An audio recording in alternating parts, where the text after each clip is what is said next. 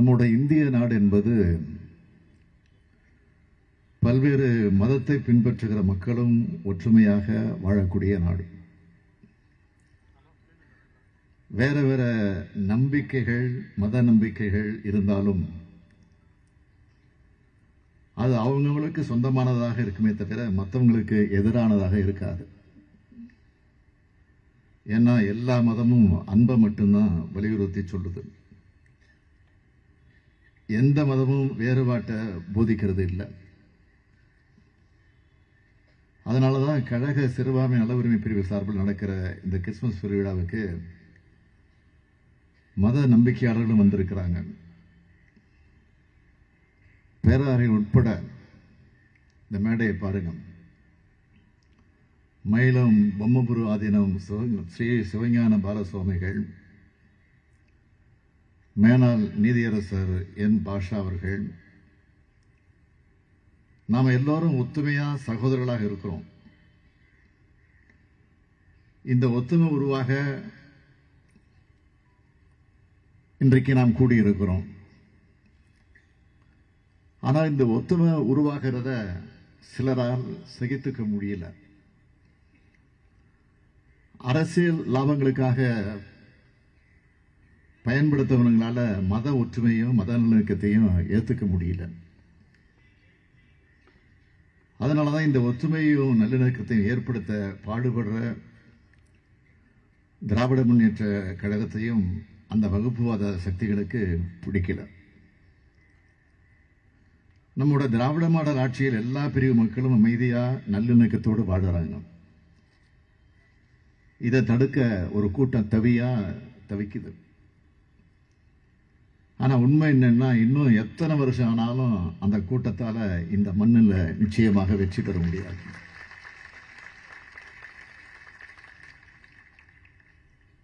ஒரு மனிதன் தன் மேலையும் அன்பு செலுத்தணும், பிற உயிர்கள் மேலையும் அன்பு செலுத்தணும் தான் எல்லா மதங்களும் சொல்லுது.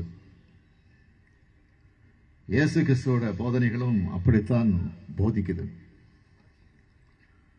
உன் மீது நீ அன்பு கூறுவது போல உனக்கு அடுத்திருப்பவர் மீதும் அன்பு கூறுவாயாக தான் இயேசு கிறிஸ்து சொல்கிறார். சமத்துவம், சகோதரத்துவம், ஒற்றுமை, இரக்கம், நீதி, தியாகம், பகிர்தல்னு இயேசு கிறிஸ்து இந்த மனித குலத்துக்கு கற்றுத்தந்த மதிப்பீடுகளை வரிசைப்படுத்த முடியும். மனிதர்கள் அனைவரும் சமந்தாங்கிறது சமத்துவம். யாரையும் வேற்றுமையாக பார்க்காதங்கிறது சகோதரத்துவம். அனைவருடன் சேர்ந்து வாழ வேண்டும் என்பதுதான் ஒற்றுமை. ஏழைகள் மீது கருணை காட்டுவதுதான் இரக்கம். அநீதிக்கு எதிராக குரல் கொடுக்கிறது தான் நீதி. மற்றவங்களுக்காக வாதாடுவதுதான் தியாகம். உன்னிடம் இருப்பதை இல்லாதவர்களுக்கு கொடுப்பதுதான் பகிர்தல். இதையெல்லாம் நம்முடைய கிறிஸ்துவம் சொல்லுகிறது. இந்த உன்னதமான குணங்கள் ஒவ்வொரு மனிதருக்கும் இருந்தா அதுதான் சமத்துவ நாடாக அமையும். இங்கே சிலர் குறிப்பிட்டு சொன்னார்கள். அண்மையில் சென்னையிலும் சுற்றி இருக்கக்கூடிய மாவட்டங்களையும் வெள்ளம் வந்தப்போ மக்கள் எல்லோரும் அரசோட சார்பில் நிவாரணப் பொருட்களை வழங்கணும். உண்மையான அக்கறையோடு செஞ்சோம். அமைச்சர்கள் இருந்து அதிகாரிகள் வரைக்கும் மக்களோட மக்களா களத்தில் இருந்து செயல்பட்டாங்க. அதிலே இங்க இருக்கக்கூடிய நம்முடைய சேகர் பாபு அவர்கள் 24 மணி நேரமும் மக்களோடு மக்களாகவே இருந்து பணியாற்றினார் என்பது எல்லோருக்கும் தெரியும். இதே மாதிரி தான் திமுக தொண்டர்கள், நிர்வாகிகள், மக்கள் பிரதிநிதிகள் எல்லாரும் இரவு பகல் பார்க்காமல் உழைச்சாங்க. சமூக சேவைகளுடைய அமைப்புகளை சார்ந்தவங்க, தன்னார்வ தொண்டர்கள்னு எல்லோரும் உங்களுக்காக உழைச்சாங்க. மழை வெள்ள பாதிப்பு ஏற்பட்டதும் குடும்ப அட்டைதாரர்களுக்கு 6000 ரூபாய் வழங்கப்படும் அறிவிச்சோம். அறிவிச்சு 2 வாரத்துக்குள்ள கொடுத்த ஆட்சி தான் நம்முடைய திராவிட மாடல் ஆட்சி. நான் வரும்போது தொலைபேசியில் அதிகாரிகிட்ட கேட்டுட்டு வந்தேன். சென்னை சுற்றி இருக்கக்கூடிய மாவட்டங்களுக்கு அறிவிச்சமா எவ்வளவு பேருக்கு வரைக்கும் போயிருக்குன்னு கேட்டேன். 98% போயிடுச்சு இருக்கேன். மீண்டும் சிலர் கோரிக்கை வச்சிருக்கிறாங்க, எங்களுக்கு வரல, எங்களுக்கு கிடைக்கணும்னு சொல்லி 5 லட்சம் பேர் கோரிக்கை வச்சிருக்கிறாங்க. அந்த கோரிக்கையும் விரைவில் பரிசீலிக்கப்பட்டு உரிய வகையில் வழங்கப்படும் என்பதை உறுதியாக நான் தெரிவித்துக் கொள்ள விரும்புகிறேன். ஒன்றிய அரசு கிட்ட இருந்து நிதி வரட்டும்னு காத்திருக்கலாம். ஆனா ஒன்றிய அரசு இன்னும் நிதி தரலன்னு காரணம் சொல்லாம உடனடியாக கொடுத்தோம். இதுக்கிடையில தான் தென் மாவட்டங்களையும் மழை வெள்ளம் வந்துருச்சு. அந்த மக்களுக்கும் நேற்றைய தினம் இழப்பீடு அறிவிச்சிருக்கிறேன். அவங்களுக்கும் விரைவில் கொடுக்க போகிறோம். அந்த மக்களை போய் நான் பார்த்தப்போ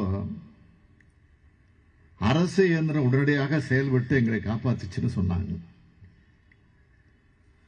அது மகிழ்ச்சியா. பல்வேறு சோதனைகளுக்கு இடையில தவிச்சுக்கிட்டு இருக்கிற அல்லல்களுக்கு இன்னல்களுக்கு ஏற்பட்டிருக்கக்கூடிய இந்த மக்கள் எங்களை இன்முகத்தோடு வரவேற்றாங்களே, அந்த காட்சியை பார்த்தப்போ நான் புல்லரிச்சு போனேன். ஆனா இன்னைக்கு அர்த்தமில்லாமல் குறைகள் சொல்றாங்க. நூற்றாண்டு காணாத மழை பெய்யறப்போ இது மாதிரியான பேரிடர் ஏற்படுகிற நேரத்தில் அரசுக்கு உதவியாக அது எந்த கட்சியாக இருந்தாலும், எதிர்கட்சியாக இருக்கிற அதிமுக இருந்தாலும் துணை நிற்கணும். அரசு கூட இருந்து மக்கள் பணி ஆற்றி இருக்கணும். அப்படி யாராவது வந்தாங்கன்னா கேட்டீங்கன்னா இல்லை. கொரோனா காலகட்டத்திலேயே ஆட்சியில் இருந்தப்பவே இல்லை. அப்பவே எதிர்கட்சியாக இருந்த திமுக தான் முன்னின்று ஒன்றிணைவோம் வா என்ற திட்டத்தை அறிவித்து செயலாற்றினோம். அதை நீங்கள்லாம் மறந்திருக்க மாட்டீங்க. இந்த மாதிரி நேரத்திலையும் மலிவான அரசியல் செய்ய முன்னாடி வந்துடுறார் எதிர்கட்சி தலைவர் எடப்பாடி பழனிசாமி அவர்கள். சில நாட்களுக்கு முன்னாடி நடந்த ஒரு விழாவில் பேசின பழனிசாமி அவர்கள் சிறுபான்மை மக்களுடைய பாதுகாவலனாக அதிமுக தான் அப்படின்னு பேசியிருக்கிறார். சிறுபான்மை மக்கள் மேல் அவருக்கு திடீர்னு பாசம் பொங்குது. நான் கேட்கிறேன், குடியுரிமை திருத்த சட்டம், காஷ்மீர் சிறப்புரிமை ரத்து, முத்தாலாக் எல்லா சட்டங்களையும் கண்ணை மூடிக்கிட்டு ஆதரிச்சவர்னு தெரியும் பழனிசாமி. கூட்டணி தர்மத்திற்காக ஆதரிக்க வேண்டியதாக இருந்ததுன்னு சப்பை கட்டு கட்டினார். இப்ப பாஜகவோட கூட்டணி இல்லைன்னு ஒரு கபட நாடம் போட்டுக்கிட்டு இருக்கிறார். பாஜகவை எதிர்த்து ஒரு வார்த்தையாவது பேசியிருக்கிறாரா? இல்லையே. இவருடைய நாடகத்தை எல்லாம் பார்த்து மக்கள் யாரும் நிச்சயமாக சொல்கிறேன் ஏமாற மாட்டார்கள். இந்தியா கூட்டணி தான் அடுத்த ஆண்டில் நடைபெற உள்ள நாடாளுமன்ற தேர்தலில் ஒன்றிய அளவிலே ஆட்சி அமைக்கும். இந்தியா கூட்டணி ஆட்சி அமைய நாம் ஒன்றிணைந்து உழைக்கணும். நீங்கள் ஆதரவு தரணும். மீண்டும் அனைவருக்கும் என்னுடைய கிறிஸ்துமஸ் வாழ்த்துக்களை தெரிவித்து என் உரையை நிறைவு செய்கிறேன். நன்றி, வணக்கம்.